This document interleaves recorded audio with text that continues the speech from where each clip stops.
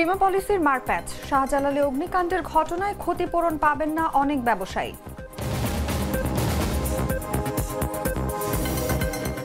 নির্বাচন পর্যন্ত কর্মকর্তাদের বিদেশ ভ্রমণ না করার নির্দেশনা সরকারের, প্রতিপালন নিয়ে পরিপত্র জারি।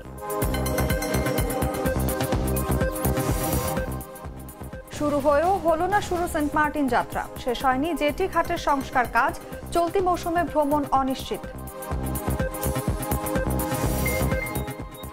দুর্বল শাসন ব্যবস্থায় বাংলাদেশের সরকার পরিবর্তনের কারণ, মন্তব্য অজিত দোভালের। মালয়েশিয়ার পেট্রোনাস টাওয়ার 3-তে অগ্নিকাণ্ড।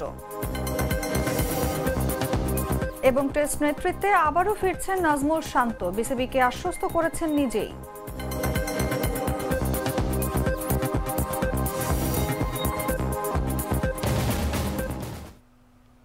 এতক্ষণ শুনছিলেন সংবাদ শিরোনাম।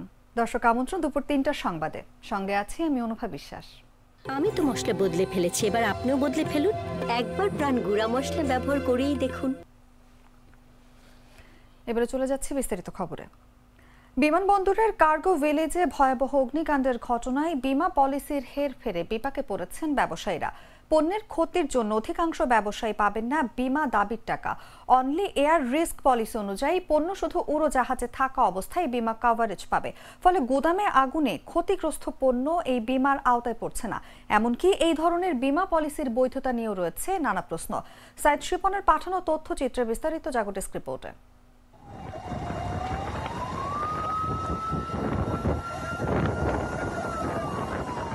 ঢাকার হযরত শাহজালাল আন্তর্জাতিক বিমানবন্দরের কার্গো ভিলেজে ঘটে যাওয়া ভয়াবহ অগ্নিকাণ্ডের ঘটনায় ক্ষতির সম্মুখীন হয়েছেন অনেক ব্যবসায়ী, কিন্তু এর মধ্যে বেশিরভাগ ব্যবসায়ী তাদের পণ্যের ক্ষতির জন্য বিমা দাবির টাকা পাবেন না। দুই ধরনের বিমা পলিসির একটি পণ্য পরিবহনে সব ধরনের ক্ষতি কভার করে, আরেকটি শুধু উড়োজাহাজে থাকা অবস্থায় ক্ষতি হলে তার ক্ষতিপূরণ দেয়। অধিকাংশ ব্যবসায়ী নিয়েছেন শুধু উড়োজাহাজের বিমা। সংশ্লিষ্ট সূত্র বলছে, বর্তমানে দেশে পণ্য আমদানির ক্ষেত্রে বিমা কোম্পানিগুলো দুই ধরনের পলিসি ইস্যু করে। এর মধ্যে এয়ার অল রিস্ক পলিসি আন্তর্জাতিকভাবে স্বীকৃত। এই বিমা পলিসির আওতায় বিমা কভারেজ দেওয়া হয় warehouse to warehouse. আর এয়ার রিস্ক অনলি এই পলিসির আওতায় পণ্য শুধু উড়োজাহাজে থাকা অবস্থায় বিমা কভারেজ পাবে। বিমানবন্দরের কার্গো ভিলেজে অগ্নিকাণ্ডের ঘটনায় ক্ষতিগ্রস্ত ব্যবসায়ীদের যারা এয়ার অল রিস্ক পলিসি নিয়েছেন তারা বিমা দাবি পাবেন, আর যারা এয়ার রিস্ক অনলি পলিসি নিয়েছেন তারা ক্ষতিপূরণ পাবেন না। এমনকি এ ধরনের বিমা পলিসির বৈধতা নিয়েও প্রশ্ন রয়েছে। বিশ্বখ্যাত বিমা ও পুনর্বিমা বাজার লয়েডসের পক্ষ থেকে জানানো হয়েছে তারা এ ধরনের কোনো পলিসি অনুমোদন করেনি। তবে সাধারণ বীমা কর্পোরেশনের পক্ষ থেকে বলা হচ্ছে, বীমা উন্নয়ন ও নিয়ন্ত্রণ কর্তৃপক্ষের নির্দেশনা মেনেই এ ধরনের বীমা পলিসি করা হচ্ছে এবং এ ধরনের বীমা পলিসি বৈধ। আন্তর্জাতিকভাবে এ ধরনের পলিসির গ্রহণযোগ্যতা আছে, যে কারণে এ ধরনের পলিসি ইস্যু করা হচ্ছে এবং কেউ আপত্তি করেনি। লয়েডসের অনুমোদন না থাকলেও বাংলাদেশে কেন এ ধরনের বিমা পলিসি চালু করা হয়েছে এই বিষয়ে সাধারণ বীমা কর্পোরেশনের কর্মকর্তারা বলছেন, আইডিআর এর ক্রেডিট বুকে অনলি এয়ার রিস্ক ও অল এয়ার রিস্ক দুটি স্পষ্ট বলা আছে। কাজেই এখানে লয়েডসের কিছু বলার নেই, রাষ্ট্রের আইনই আইন। গেল 18 অক্টোবর শাহজালাল বিমানবন্দরের আমদানি কার্গো ভিলেজে অগ্নিকাণ্ডের ঘটনায় 12,000 কোটি টাকার ক্ষতি হয়ে থাকতে পারে বলে ধারণা এক্সপোর্টার্স অ্যাসোসিয়েশন অফ বাংলাদেশের। আর বাংলাদেশ কম্পিউটার সোসাইটির হিসেবে সদস্যদের ক্ষতির পরিমাণ প্রায় 35 কোটি টাকা। তসলিমা তিথি, জাগো নিউজ। শাহজালালে অগ্নিকাণ্ডের ঘটনায় বিমা পলিসির হেরফেরে ক্ষতিপূরণ পাবেন না অনেক ব্যবসায়ী, কিন্তু কেন, কি আছে বিমা পলিসিতে, এইসব বিষয় নিয়ে আলোচনার জন্য আমাদের সঙ্গে আজ স্টুডিওতে উপস্থিত আছেন জাগো নিউজের জ্যেষ্ঠ প্রতিবেদক সাইদ শিপন। আপনাকে আমন্ত্রণ আমাদের আজকের আলোচনায়। আপনাকে ধন্যবাদ।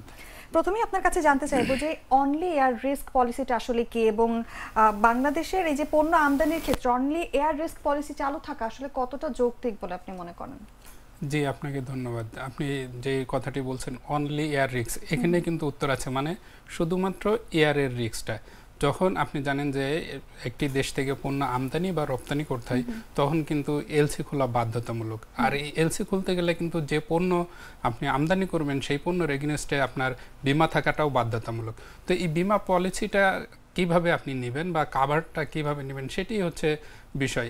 এখন বাংলাদেশে যে নিয়মটা চালু করেছে অনলি এয়ার রিস্ক, এটাই হচ্ছে, আপনি জানেন যে বাংলাদেশে কিন্তু একমাত্র পুনর্বীমা প্রতিষ্ঠান সাধারণ বীমা কর্পোরেশন, যেটি রাষ্ট্রীয়ত্ব প্রতিষ্ঠান, এবং তারাই কিন্তু এই ধরনের পলিসিগুলো ঠিক করে থাকে যে এইগুলা কি ধরনের পলিসি হবে।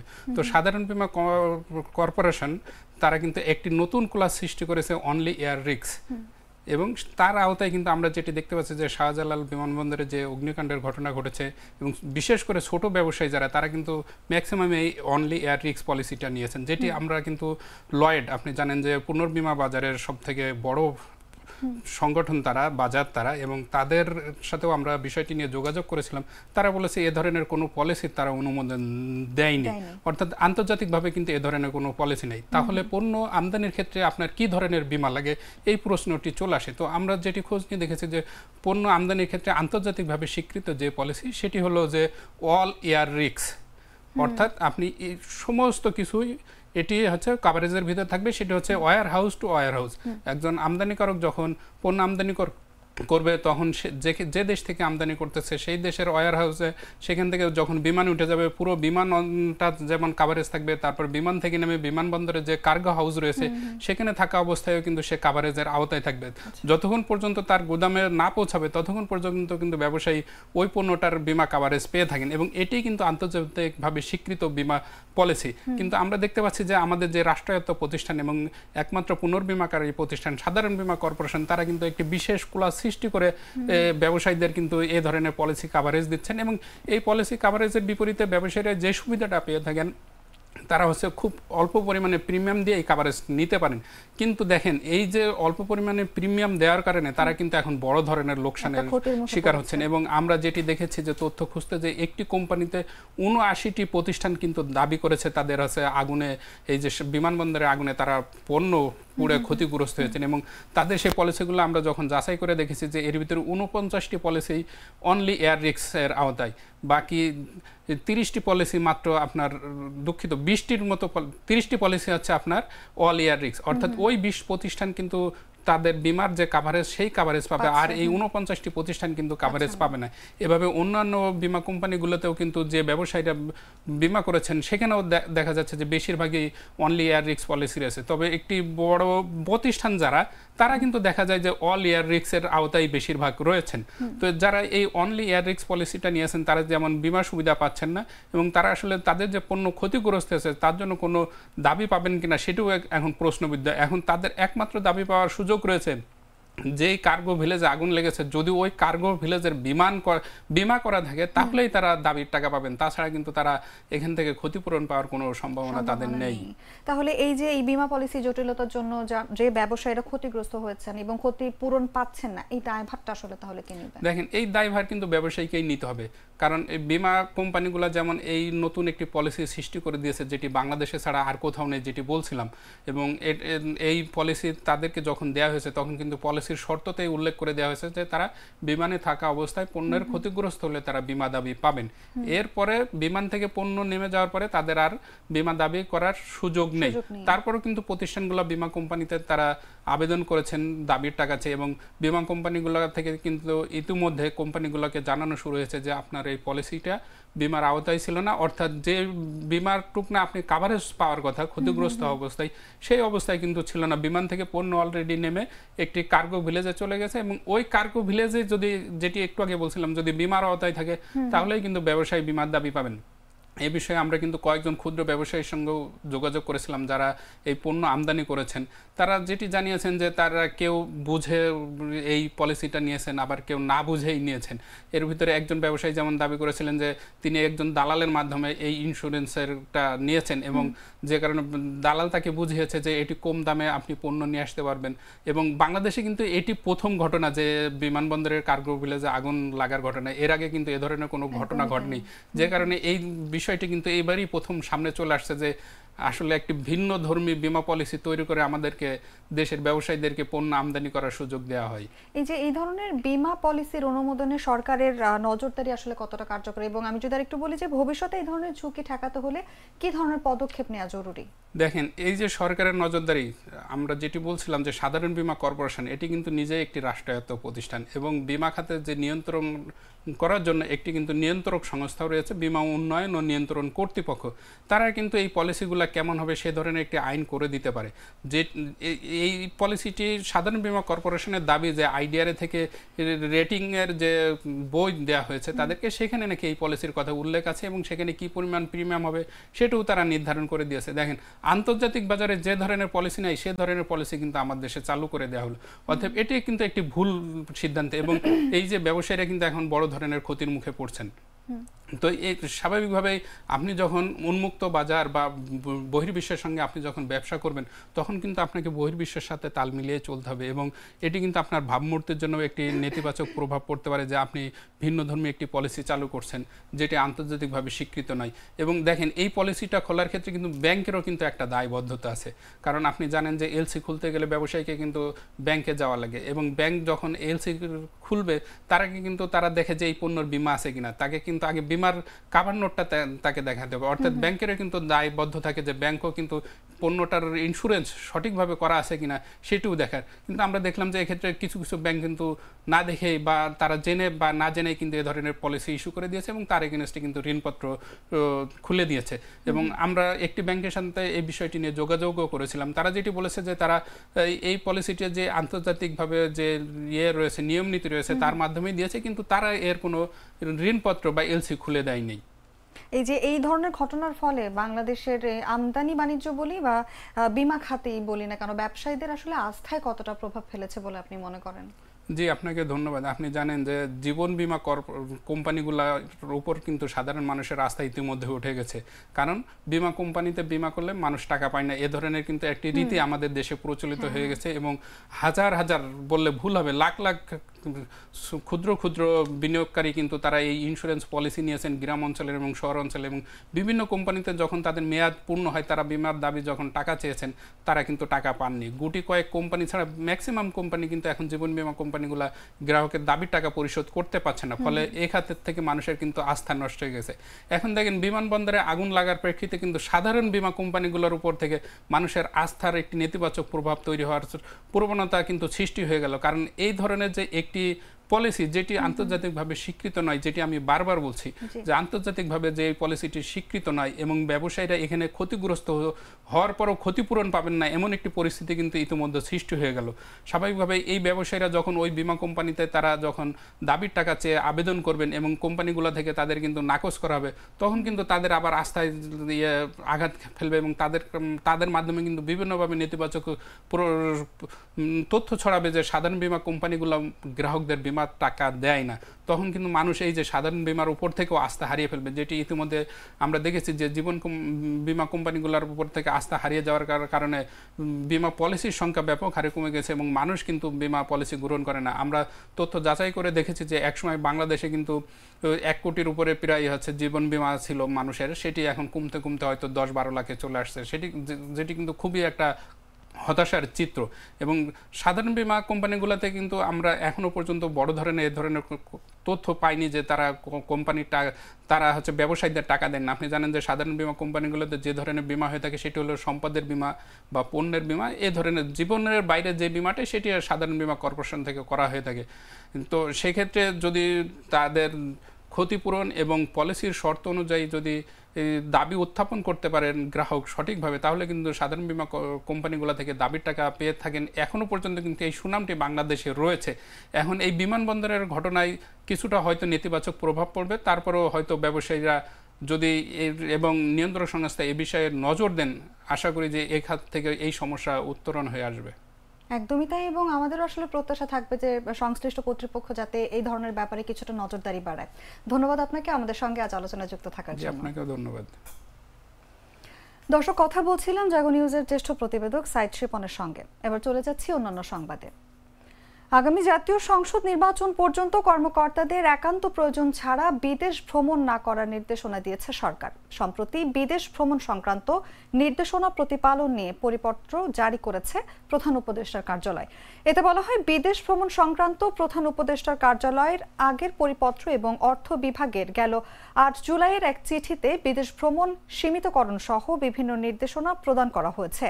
লক্ষ্য করা যাচ্ছে যে জারিকৃত পরিপত্রগুলোর নির্দেশনা যথাযথভাবে অনুসরণ না করে বিদেশ ভ্রমণের ঘটনা ঘটছে। মন্ত্রণালয়গুলোর দায়িত্বপ্রাপ্ত উপদেষ্টা ও সচিব একই সময়ে বৈদেশিক সফরে যাচ্ছেন। একই মন্ত্রণালয়ের অনেক কর্মকর্তা একসঙ্গে বিদেশে যাচ্ছেন। এই ধরনের প্রস্তাব প্রায়ই এই কার্যালয়ে প্রেরণ করা হচ্ছে, যা আগের দেওয়া নির্দেশনাগুলোর পরিপন্থী। এমতাবস্থায় এর আগে জারি করা সব বিদেশ ভ্রমণ সংক্রান্ত নির্দেশনা প্রতিপালন এবং এখন থেকে আগামী জাতীয় নির্বাচন অনুষ্ঠিত হওয়া পর্যন্ত একান্ত অপরিহার্য কারণ ছাড়া বিদেশ ভ্রমণ পরিহার করার নির্দেশনা দেওয়া হয় নতুন পরিপত্রে।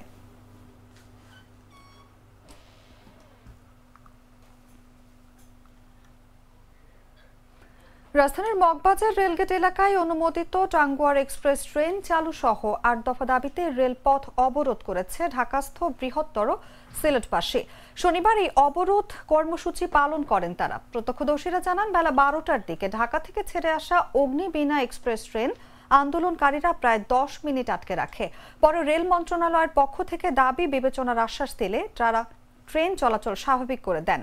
এ সময় দাবিগুলো দ্রুত বাস্তবায়ন না হলে আগামী ১৮ নভেম্বর রেল মন্ত্রণালয় ঘেরাও কর্মসূচি পালনের হুঁশিয়ারি দেন তারা।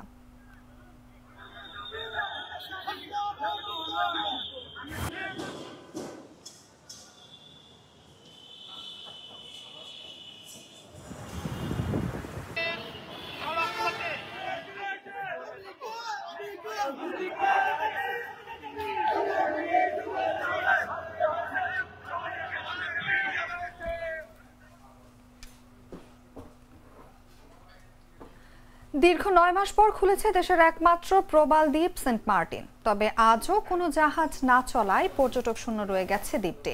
সরকারের নির্দেশনা অনুযায়ী নভেম্বর মাসে কেবল দিনে গিয়ে দিনে ফেরার শর্তে ভ্রমণের সুযোগ থাকলেও জেটিঘাট সংস্কার ও অনুমতির জটিলতায় এখনো বন্ধ জাহাজ চলাচল। ফলে ভ্রমণের সুযোগ সৃষ্টি হলেও চলতি পর্যটন মৌসুমে সেন্ট মার্টিন ভ্রমণ অনিশ্চিত হয়ে পড়েছে।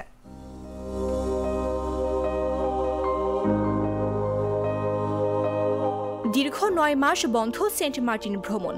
কবে খুলবে, কবে ফিরবে নীল জলরাশির আহ্বান, এই প্রশ্নে দিন গুনছিলেন অসংখ্য ভ্রমণ পিপাসু। অবশেষে সেই অপেক্ষার প্রহর শেষ হলেও শুরু হলো না সেন্ট মার্টিন যাত্রা।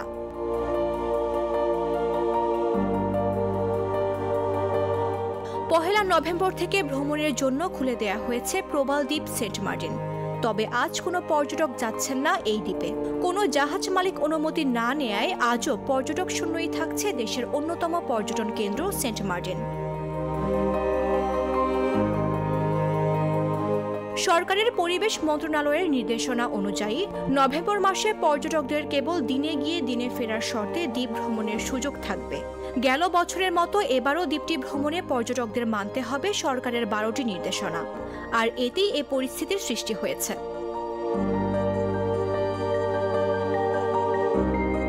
এছাড়া দ্বীপে উঠতে ব্যবহৃত একমাত্র জেটি ঘাটের সংস্কার কাজ শেষ না হওয়ায় পর্যটকবাহী জাহাজ ঘাটে ভিড়তে পারার কোনো সুযোগ নেই। Sea cruise operator owners association of বাংলাদেশের কর্মকর্তারা বলছেন, প্রাথমিকভাবে কক্সবাজার শহরের নুনিয়াছড়ার BIWTA ঘাট থেকে কর্ণফুলী এক্সপ্রেস ও বার আউলিয়া নামের দুটি জাহাজ সেন্ট মার্টিনে চলার কথা ছিল। তবে জাহাজ মালিকরা এই সিদ্ধান্ত থেকে সরে আসায় শনিবার কোনো জাহাজ সেন্ট মার্টিনের উদ্দেশ্যে ছাড়বে না। তবে ডিসেম্বর জানুয়ারি মাসে জাহাজ চলাচলের প্রস্তুতি চলছে বলেও জানান তিনি। বঙ্গোপসাগরের বুকে ৮ বর্গ কিলোমিটার আয়তনের প্রবাল সমৃদ্ধ দ্বীপ সেন্ট মার্টিনে গত ১ ফেব্রুয়ারি থেকে পর্যটকদের যাতায়াত বন্ধ রয়েছে। এবারও নভেম্বর থেকে জানুয়ারি পর্যন্ত ৩ মাস দ্বীপটি ভ্রমণের সুযোগ পাবেন পর্যটকেরা। মামদুহা রাইসা, জাগো নিউজ।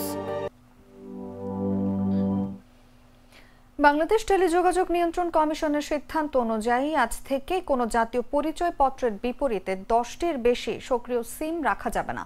অপারেটররা শনিবার থেকে অতিরিক্ত সিম নিষ্ক্রিয় করার প্রক্রিয়া শুরু করবে। সম্প্রতি এক বিজ্ঞপ্তিতে বিটিআরসি জানায় বৃহস্পতিবারের পরেই অতিরিক্ত সিমগুলো স্বয়ংক্রিয়ভাবে বন্ধ করে দেওয়া হবে।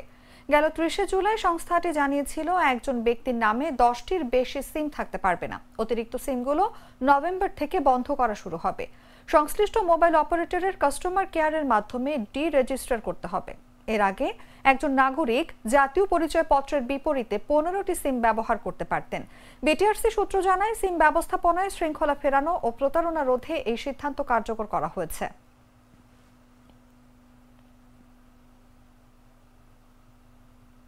দুধার চকলেটে একাকার হয়ে ওঠা প্রাণ লেয়ার সম্পর্কের মিষ্টি ম্যাজিক। রাজধানী ঢাকা ও পার্শ্ববর্তী এলাকায় হালকা বৃষ্টি হতে পারে বলে জানিয়েছে আবহাওয়া অধিদপ্তর। একই সঙ্গে দিনের তাপমাত্রা সামান্য কমতে পারে। শনিবার আবহাওয়া অফিসের এক বিজ্ঞপ্তিতে এই তথ্য জানানো হয়। এতে বলা হয়, সকাল 7টা থেকে পরবর্তী 6 ঘন্টা পর্যন্ত রাজধানী ঢাকা ও পার্শ্ববর্তী এলাকার আকাশ আংশিক মেঘলা থেকে অস্থায়ীভাবে মেঘাচ্ছন্ন থাকতে পারে। হালকা বৃষ্টি হতে পারে। দিনের তাপমাত্রা সামান্য কমতে পারে। এ সময় দক্ষিণ পূর্ব দিক থেকে ঘন্টায় 10 থেকে 15 কিলোমিটার বেগে বাতাস প্রবাহিত হওয়ার সম্ভাবনাও রয়েছে।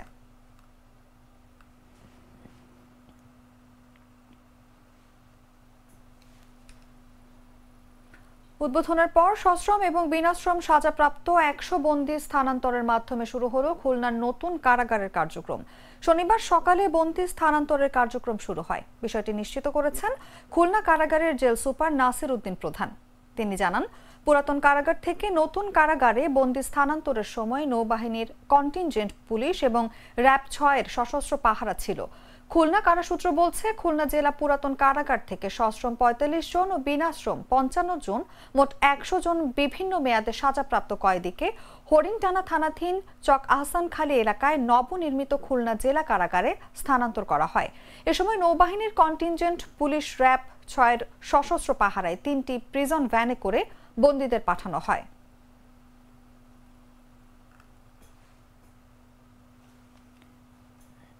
Mr. Noodles, amazing taste.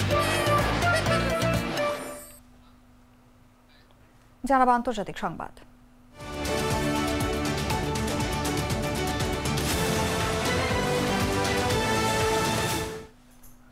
দুর্বল শাসন ব্যবস্থার কারণেই বাংলাদেশ, শ্রীলঙ্কা ও নেপালে সরকার পরিবর্তন হয়েছে বলে মনে করেন ভারতের জাতীয় নিরাপত্তা উপদেষ্টা অজিত দোভাল। বলেন, একটি জাতি গঠন ও সুরক্ষিত রাখার পেছনে শাসন ব্যবস্থা গুরুত্বপূর্ণ ভূমিকা পালন করে।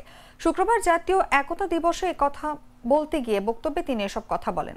অজিত দোভাল বলেন, শাসন ব্যবস্থা এমন একটি বিষয় যা রাষ্ট্রের লক্ষ্য অর্জন ও সাধারণ মানুষের আকাঙ্ক্ষা পূরণে সাহায্য করে।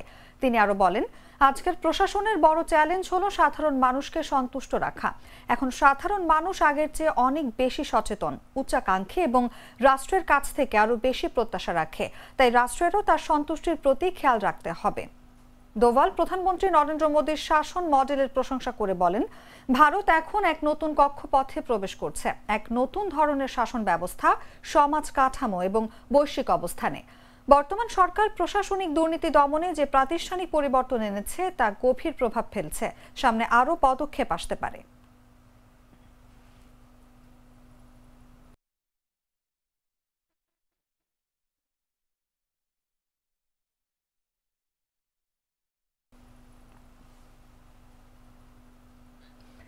মালয়েশিয়ার রাজধানী কুয়ালালামপুরের বিখ্যাত পেট্রোনাস টাওয়ার 3-তে অগ্নিকাণ্ডের ঘটনা ঘটেছে। শনিবার সকালে টাওয়ারের একটি রেস্টুরেন্টে হঠাৎ আগুন লাগে। দ্রুত পদক্ষেপে আগুন নিয়ন্ত্রণে আনতে সক্ষম হয়েছে অগ্নি নির্বাপক বাহিনী। এই ঘটনায় কেউ হতাহত হয়নি। সেন্টুল ফায়ার অ্যান্ড রেস্কিউ প্রধান মোহাম্মদ হাফিজান হাসান জানান, শনিবার সকাল 6:41 জরুরি কল পাওয়ার সঙ্গে সঙ্গেই 3টি স্টেশন সেন্টুল, জালানতুন রাজাক এবং জালান হাংতুয়া থেকে 35 জন অগ্নি নির্বাপক কর্মী ঘটনাস্থলে পাঠানো হয়। মাত্র 2 ঘন্টার মধ্যে আগুন পুরোপুরি নিয়ন্ত্রণে আসে। হাফিজান বলেন, রেস্টুরেন্টটি তখন বন্ধ ছিল এবং ভেতরে কোনো কর্মী বা গ্রাহক উপস্থিত ছিলেন না। প্রাথমিকভাবে বৈদ্যুতিক ত্রুটিকেই সম্ভাব্য কারণ হিসেবে ধরা হচ্ছে। তদন্তের জন্য রেস্টুরেন্টটি আপাতত বন্ধ রাখা হয়েছে।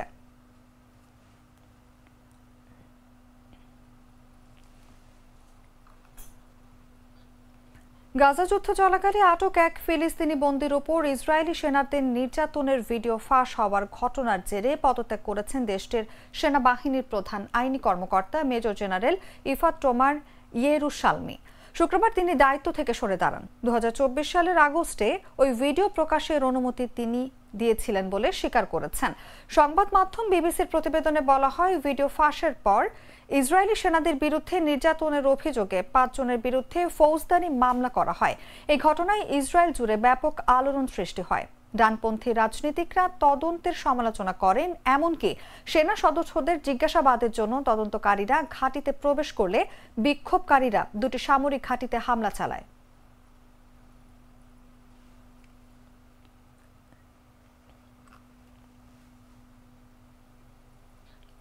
সংবাদ শেষ করব খেলার খবর জানিয়ে।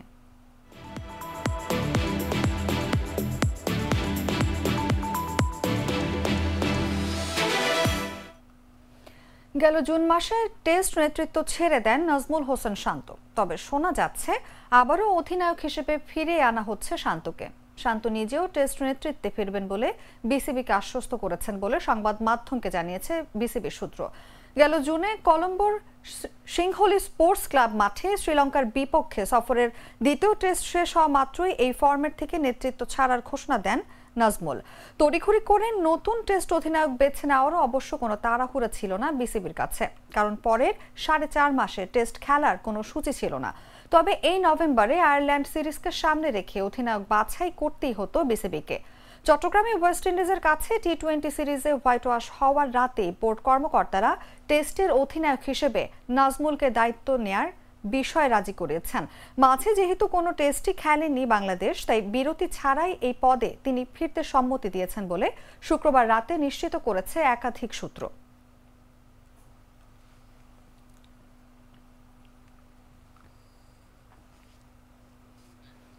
সংবাদ শেষ করার আগে শিরোনামগুলো জানিয়ে দিচ্ছি আরো একবার।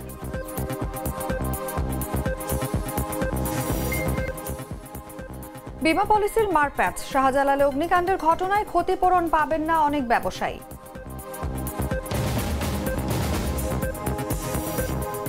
নির্বাচন পর্যন্ত কর্মকর্তাদের বিদেশ ভ্রমণ না করার নির্দেশনা সরকারের, প্রতিপালন নিয়ে পরিপত্র জারি।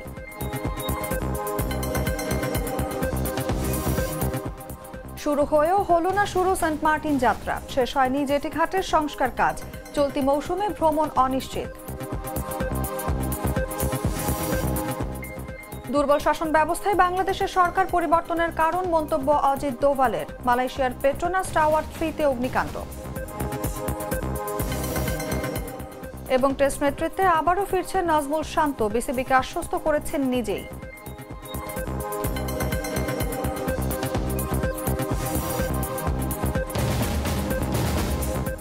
দর্শক, এই ছিল এখনকার মতো। এরপর বিকেল 5টায় দেখবেন দেশজুড়ে সংবাদ। প্রতি মুহূর্তে সর্বশেষ খবর জানতে ভিজিট করুন jagonews24.com। ফলো করুন আমাদের ভেরিফাইড ফেসবুক পেজ এবং সাবস্ক্রাইব করুন জাগো নিউজের ইউটিউব চ্যানেল। ধন্যবাদ সবাইকে।